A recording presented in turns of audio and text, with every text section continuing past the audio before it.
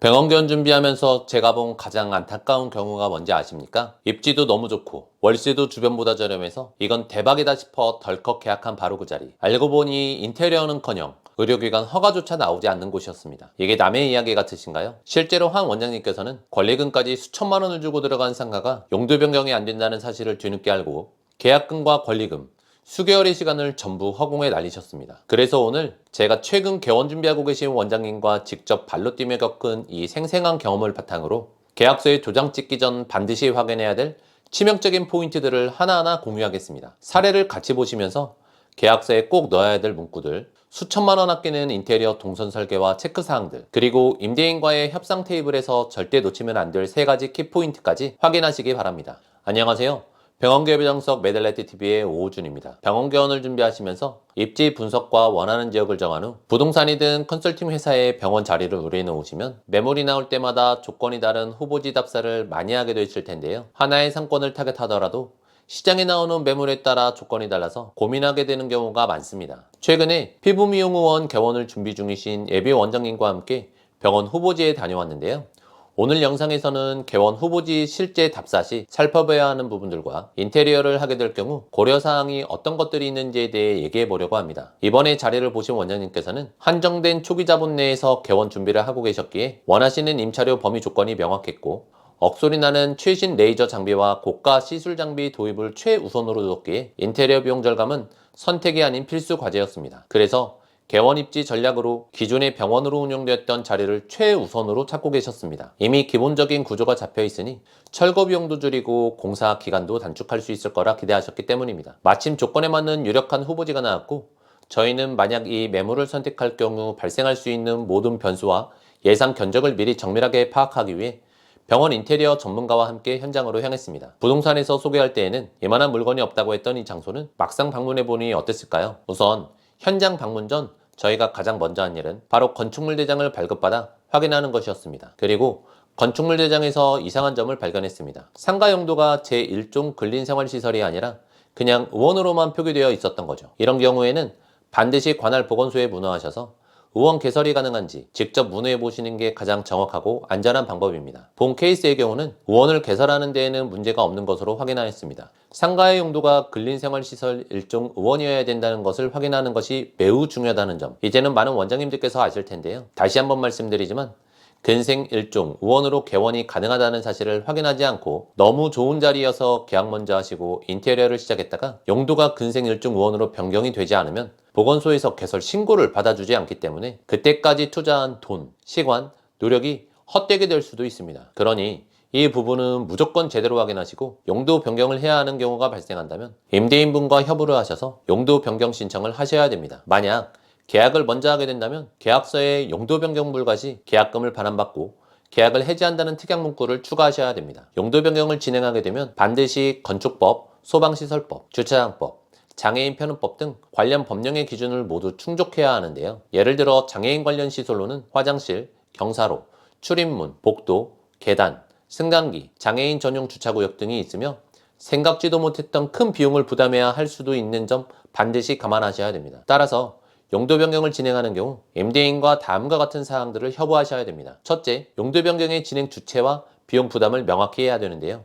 용도 변경은 건축물 대장상의 내용을 변경하는 행정 절차로 건축사를 통해 진행하는 것이 일반적이고 적게는 수백만 원에서 많게는 수천, 수억 원의 비용이 들어가게 됩니다. 법적으로 비용 부담 주체가 정해져 있지 않기 때문에 계약 전에 누가 비용을 부담할 것인지 반드시 협의해야 되는데요. 일반적으로 임차인의 필요에 의해 진행되므로 임차인이 부담하는 경우가 많지만 건물 가치 상승에 도움이 되는 측면도 있으므로 임대인에게 비용 분담을 적극적으로 요구해 볼 수 있습니다. 용도 변경에 소요되는 비용은 임대인과 임차인이 각각 50%씩 부담한다. 이렇게 구체적인 내용을 계약서 특약에 명시하는 것이 중요합니다. 임대인과 협의해야 되는 사항 두 번째는 용도 변경 기간 동안에 렌트프리 제공을 강력하게 요구해야 된다는 점입니다. 용도 변경에는 상당한 시간이 소요될 수 있으며 이 기간 동안에는 영업을 하지 못해 임차인에게는 고스란히 손해로 이어집니다.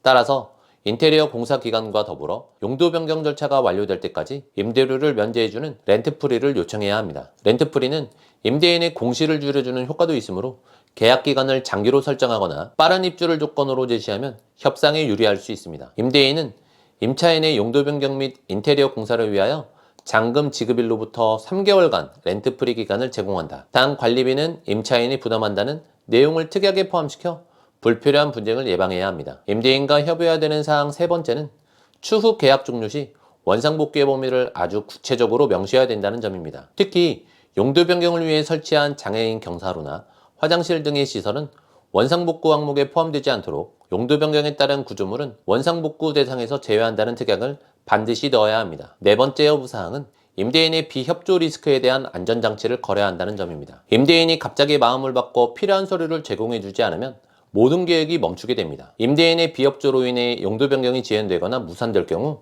임차인은 즉시 계약을 해지할 수 있으며 지급한 계약금의 배액을 위약금으로 청구할 수 있다는 조항을 반드시 추가해야 합니다. 이 부분을 가볍게 생각하시고 넘어가시면 절대 안 됩니다. 용도 변경을 진행하게 되면 방금 말씀드린 내용들을 꼭 반영하시고요. 이제 다시 이번 사례의 후보지 얘기를 해보겠습니다. 이 후보지는 지하철역에서 도보 1분 거리라는 압도적인 입지를 자랑했지만 건물이 상당히 노후한 상태였습니다. 먼저 내부 구조를 직접 실측해보니 바닥이 반듯한 사각형이 아니라 일부 코너 공간이 둥글거나 기둥이 돌출된 사선 구조였습니다. 이 부분이 사실 문제가 될 수 있었는데요. 예를 들어 네모 반듯한 50평과 이렇게 기둥과 사선벽이 많은 50평은 실제 사용할 수 있는 유효 면적에서 5평 이상 차이가 날 수 있습니다. 이걸 월세로 환산하면 원장님께서는 1년에 수백만 원을 그냥 공중에 버리는 셈이 됩니다.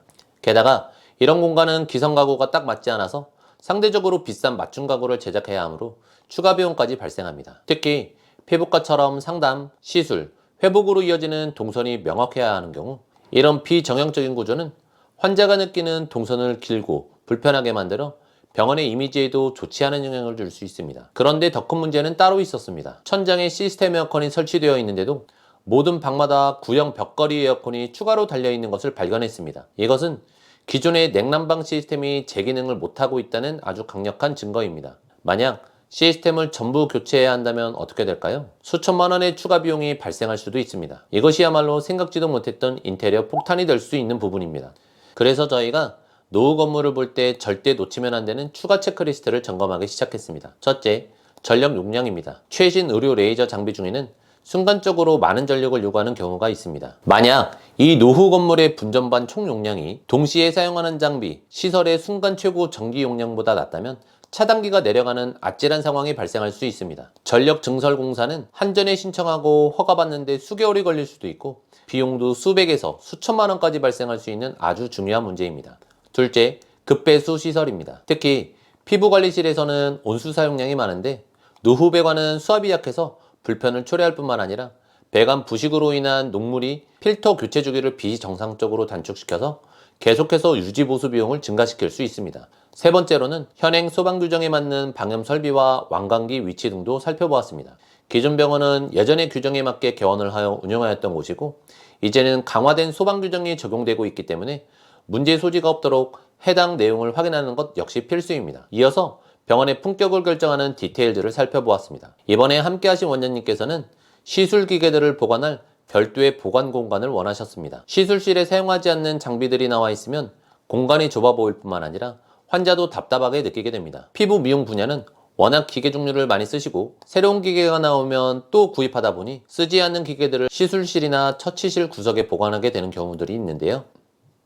시술 기계들을 동선에 맞춰 보관 장소를 마련하면 환자들도 보다 쾌적한 환경에서 시술을 받을 수 있고 장비 이동 동선이 줄어들어 직원들의 피로도도 낮추고 시술 준비 시간을 단축시켜 병원 전체의 회전율을 높이는 효과까지 있습니다. 그래서 수납 공간은 많으면 많을수록 좋다가 아니라 처음부터 전략적으로 설계되어야 한다가 정답입니다. 환자가 내원에서 접수하고 상담실장과 1차 상담을 하고 원장실에서 2차 진료를 보고 파우더룸에서 준비한 뒤 시술실로 이동하고 회복실에서 휴식을 취한 후 다시 데스크에서 수납하는 이 모든 과정이 물 흐르듯 이어져야 합니다. 만약 상담실과 시술실이 너무 멀거나 동선이 계속 겹치면 병원은 금세 혼잡하고 비효율적인 공간으로 전락하고 맙니다. 화장실 역시 마찬가지입니다. 화장실은 환자들이 병원의 청결도와 배려심을 가장 직접적으로 느끼는 공간입니다. 이 후보지는 내부에 남녀 화장실이 분리되어 있었는데 한쪽은 문을 열면 변기가 바로 보이는 구조였고 현재 이곳이 여성 화장실이었습니다. 만약에 이곳에 개원하게 된다면 환자들을 위해 공간이 더 넓고 변기가 바로 보이지 않는 쪽을 여성 화장실로 바꾸는 작은 배려가 병원의 품격을 결정하게 될 겁니다. 특히 여성 환자들을 위해 파우더룸 공간을 겸할 수 있도록 설계하는 작은 디테일이 환자의 만족도를 높여 병원의 재방문율을 높이는 중요한 포인트가 될 수도 있습니다. 내부를 둘러본 후 마지막으로 간판 위치까지 확인했습니다. 병원은 고층에 위치해 있지만 간판은 저층의 유동인구가 많은 곳에 설치가 가능한지 반드시 확인해야 합니다. 주간판, 돌출간판, 창문 썬팅 등 종류별로 지자체의 규제와 허가사항이 모두 다릅니다. 구청 건축과에 미리 확인하지 않으면 수백만 원을 들여 제작한 간판을 철거해야 하는 최악의 상황이 발생할 수도 있으니 이 점도 꼭 유의하셔야 합니다. 결론적으로 이번 후보지는 위치도 좋고 월세도 만족스러운 공간이었지만 비정형적인 평면 구조와 곳곳에 숨어있는 인테리어 폭탄들 때문에 공간 활용과 동선 설계에 한층 더 정밀한 기획이 필요한 곳이었습니다. 개원 준비하시면서 어느 지역을 선택하고 후보지를 보러 다니실 때에는 답사하기 전 원장님께서 원하시는 공간에 대한 간단한 평면도를 미리 생각해 두시면 좋습니다. 환자들과 직원들을 위한 효율적이고 편한 동선을 생각해 보시고 내가 만들고 싶은 병원의 공간이 각 후보지들 안에서 어떻게 구현될 수 있는지를 생각해 보시면 답사가 더욱 효율적이고 일의 진행이 훨씬 더 빨라질 수 있습니다. 병원의 분위기나 조명 톤 등은 어느 정도 생각하시고 인테리어를 실제로 진행하며 상황에 맞게 변경하실 수도 있는 부분이고요. 참고로 최근 피부 미용 인테리어 비용은 냉난방 제외 평당 250에서 300만원 정도 잡으셔야 합니다. 임차 계약 시 원상복구 조건도 확인하셔야 되고요. 렌트프리 기간은 어느 정도인지, 그 기간 동안 인테리어 공사를 마칠 수 있는지도 가늠해 보시고요. 만약 아직 확정은 아니지만 그래도 마음에 드는 곳이라면 임차 의향서를 제출해서 임대인에게 의사를 밝혀야 합니다. 오늘은 병원 자리를 직접 답사한 사례를 살펴보았는데요. 궁금한 점이나 도움이 필요하시면 언제나 편하게 댓글에 고정 링크로 문의 주시면 됩니다. 다음 시간에도 유익한 정보로 찾아뵙겠습니다. 더 빠르게 정보를 확인하고 싶으시다면 구독과 좋아요, 알림 설정 잊지 마시고요. 감사합니다.